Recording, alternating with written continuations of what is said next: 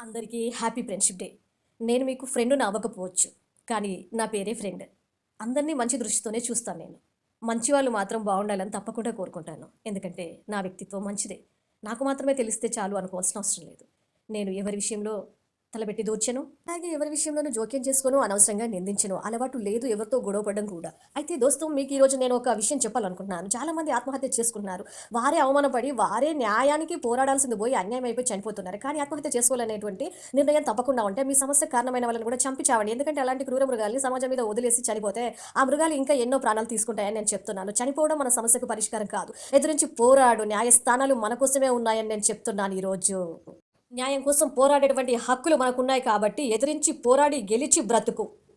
2018వ సంవత్సరంలో అటెంప్ట్ మర్డర్‌కి గురై నరక యాతనను భరిస్తూ బ్రతుకుతున్న నన్ను చూసి అన్యాయంతో పోరాటం నేర్చుకోండి దయచేసి మీరంతా.